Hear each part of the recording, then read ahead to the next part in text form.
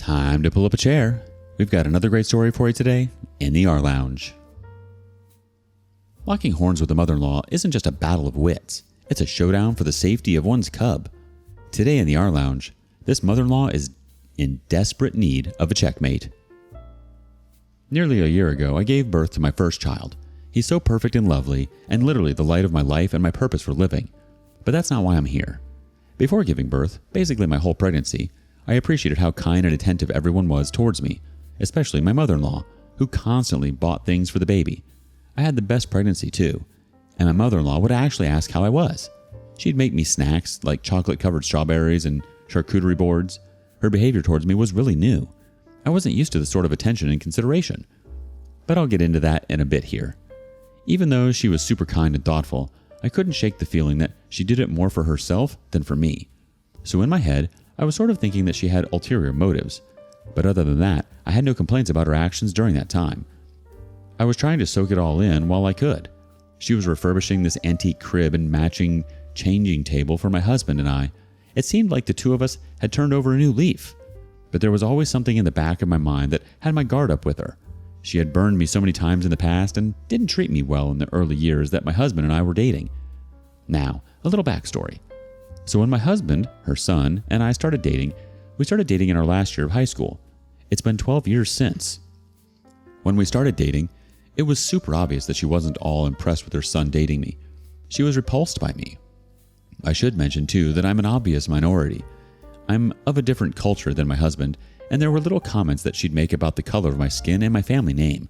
I felt like an outsider in my own husband's family at the time, constantly walking on eggshells around his mother. She wouldn't greet me when I came into the home. When she cooked dinner and I was over, she'd bring out just enough dishes and cutlery for her, my father-in-law, my husband, and her sister, but she'd never have anything out for me, so I'd have to go into the cupboard and get it myself. I once had brought over a bunch of clothes and purses that I no longer wore or used. I put them in a black garbage bag, and my sister-in-law, at the time she was 3 years younger, and I were going through the bag so that she could pick out what she wanted before I donated them. Well, we were doing this in the living room, and mother-in-law comes home and walks into the back door from the garage. She sees us going through this black bag. She's like, "Why are you going through the trash?" And she directed the question to my sister-in-law. And my sister-in-law is just like, "Oh, OP brought them over, so I can go through them before she gets rid of them." And then mother-in-law snaps at her, and she's like, "I don't want you going through that old crap." She literally rips the bag out from our hands and takes it. And I'm like sitting there in shock, and she takes it outside, out the back, and I watch her throw the bag over the fence to where the garbage is. And my sister-in-law is just looking at me, and she's like, "I'm sorry." And I'm like, "Hey, you don't have to apologize for her." Then my mother-in-law came back in and told my sister-in-law to go upstairs. And then I was just left there, sitting in the living room alone until my husband got home from hockey practice. Then my mother-in-law wasn't going to let us go to graduation together. My husband literally told me that she said to him that she didn't want him looking back at pictures of me and him together at graduation when there were prettier girls to go with. Yeah, that happened. When my husband had a fit and sort of told her where to go, she told him that she'd stop paying for his hockey equipment if we went together. Then my father-in-law at the time said that was nonsense and said that the money wasn't hers to spend. She was that hilarious. And then when we went to go and find him a suit, his mom didn't want me going with them either. She tried to tell him that he had to maintain a certain grade in order to stay together with me.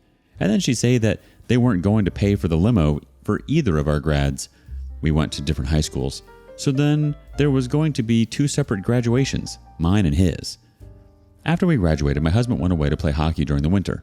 The only times that I could really go and see him were either when he had away games, so like he's visiting from whatever city was his home team, or if I drove to whatever city he was stationed. This was rare because I was going to university at the time and didn't have a lot of cash for gas. At the away games, I'd be greeting and hugging my husband, and she'd straight up not acknowledge my presence and talk to him as if I wasn't there. She'd mentioned that she met a really beautiful girl at work who was interested in dating him, so she gave her his number. And my husband would be like, "What the heck is wrong with you? I'm dating OP. I love OP." She did this at almost every away game. In the early years, I was the thinnest I'd ever been because of an eating disorder I suffered from at the time, but his mom still made comments about my butt and hips. But those things on my body just don't go away. She'd talk to my sister-in-law about how she thought I was so fat and ugly, and she didn't know how her son was with me. And then, of course, my sister-in-law would tell me this. She would ask my sister-in-law if she had any friends that could date my husband. Okay, so jump to once I gave birth. My in-laws came to the hospital right away. Like, I'm talking right away. I ended up having to get an emergency C-section, and when I was being wheeled into my hospital room after the surgery, I saw my in-laws at the nurse's desk asking if I was out yet. So then they try to get into the room, but the nurses are like, "Oh, you can't be in here until we're done just checking OP out a bit." So they wait outside the room. I'm already thinking that it's a bit weird. So then, while they're doing whatever it is to me, they take our son out to also get checked out. And I think it was some sort of potassium shot. Then, as they bring our son back into our room, my in-laws follow. I haven't even had a chance to really hold my son yet, other than a bit of trying to get him to latch right away. Then the nurses leave and they go in to pick up our son. My husband is sort of too tired to say anything at the time, and I'm still kind of in shock from having to go into surgery. They didn't bother to ask how I was doing. They were holding and smiling at our son. They actually ignored the fact that I was even there. They asked questions to my husband. They asked how the labor went and how the surgery went without even directing any questions to me. I felt so tired and I was in pain, but I just smiled through it and accepted that these are my husband's parents. And a part of me was like, oh, maybe they just don't want to bother me. But then they came back to the hospital every day we were there. They made it seem like they were caring too, because they asked my husband if we wanted anything, and all I craved was McDonald's breakfast sandwiches and an iced coffee. So my husband told them what I wanted. So they were like, cool, on our way. Then when they got to the hospital, turns out they went to go pick up some weird Chinese food buffet stuff. I'm like, great, thanks. So grateful that they brought us some food, but dang. Like, when you have a craving for your first meal after giving birth, it's all you think about for days, until you get it. And every day we were there, they hogged our son and held him and again, didn't ask me anything or acknowledge me. After being discharged from the hospital, my in-laws continued to visit our house. I wasn't feeling well enough for visitors, but my husband didn't tell them not to come over. So, I had no choice but to stay up late and try to entertain them while still recovering from major surgery a few days ago. As time went on, I began to resent their constant presence, but I never spoke up about it. And like usually people who would offer to bring over snacks and maybe help clean the house or anything while the new parents settle in, but nope, nothing. All she wanted to do was hold our son. My husband ended up getting called into work, so then I felt anxious and started getting up, even though I was in serious pain, and cleaning up and making food while my in-laws sat on the couch and cooed at my beautiful baby boy. Then, I'm on social media later and I see that they posted an announcement of their first grandson and tagged my husband, but didn't tag me. And then they gave him the wrong name.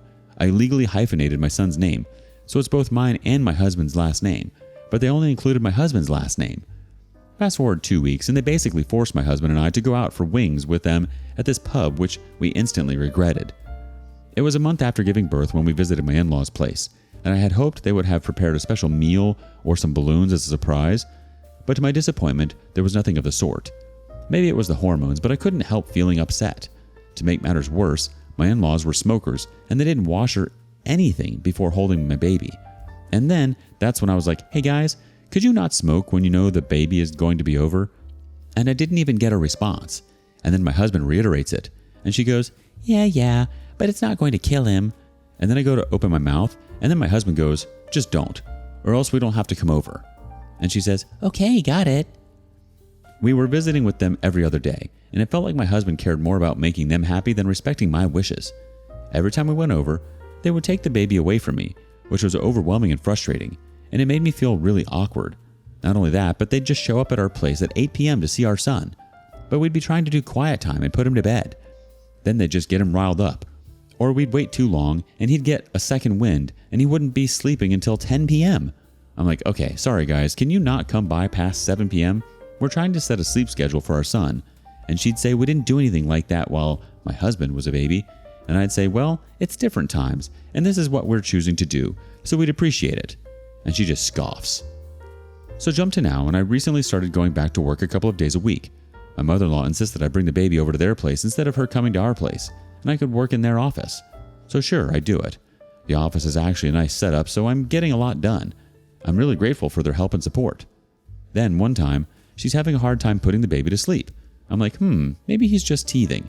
Then I go to make tea and realize that she hasn't fed him his lunchtime bottle, and it's already so far from the time that he's supposed to get it. I go upstairs with his bottle, and I'm like, hey, mother-in-law, he's probably hungry. If you give him the bottle, he'll likely go right to sleep. Then she shoots me this evil look, and she's like, back off. I know what I'm doing. Then I'm like, okay, maybe don't talk to me that way. I know my own son. Now you're just starving him, and he's not going to sleep without a full belly."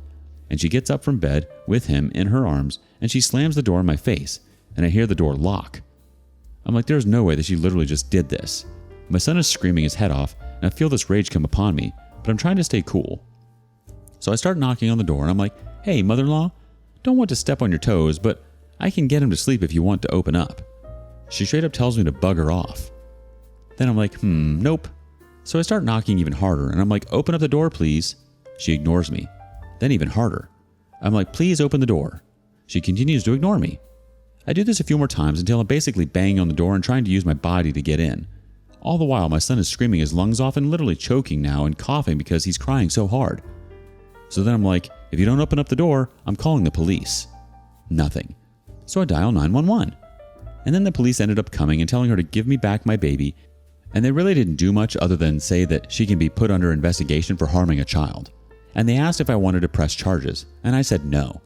But now I'm here. I told my husband what happened, and he's actually furious. So do I press charges? What do I do? Am I blowing this out of proportion? Is this just some sort of postpartum rage? Help! I mean, turning baby care into a hostage negotiation? That's next level diabolical. But hey, at least she's consistent, right?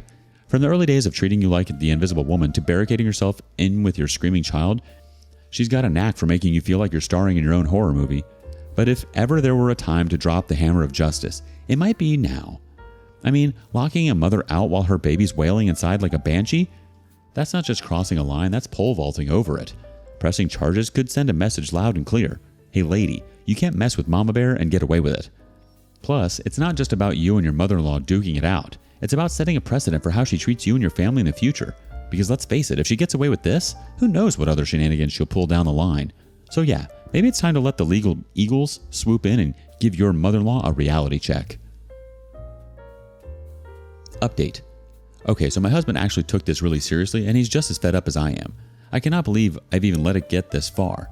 After we got back home and he saw the state of our boy, my husband had called his parents and reamed them out and told them that they'll never have anything to do with our son again. We went completely no contact with them right away. My husband didn't want anything like this happening again to our baby. He didn't want to take that chance. He said it's not just about the two of us anymore. It's about protecting our son, and he's so right. Our poor baby cried so much that he broke blood vessels in his eyes, and now half of his face is all swollen, and I feel like such a failure for not kicking down that door. We were actually investigated by social services too, which was great. Not. I also went back to the police department and talked to the officer who came by and said I wanted to press charges for child endangerment. They had to take pictures of my poor boy for evidence, and they took statements from my husband and I.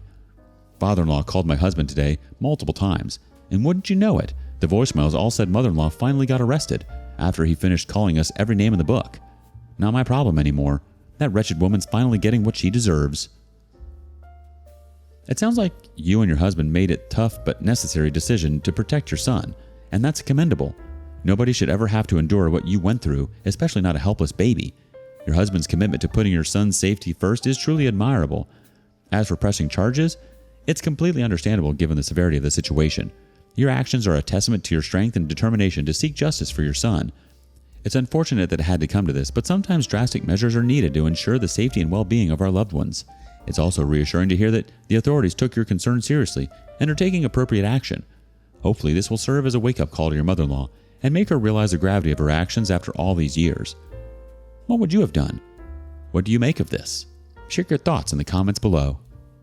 And thanks for joining us today. Don't forget to like, subscribe, and click that notification bell before you leave. We'd love to hear your thoughts on today's topic, so feel free to leave a comment. See you next time in the rLounge.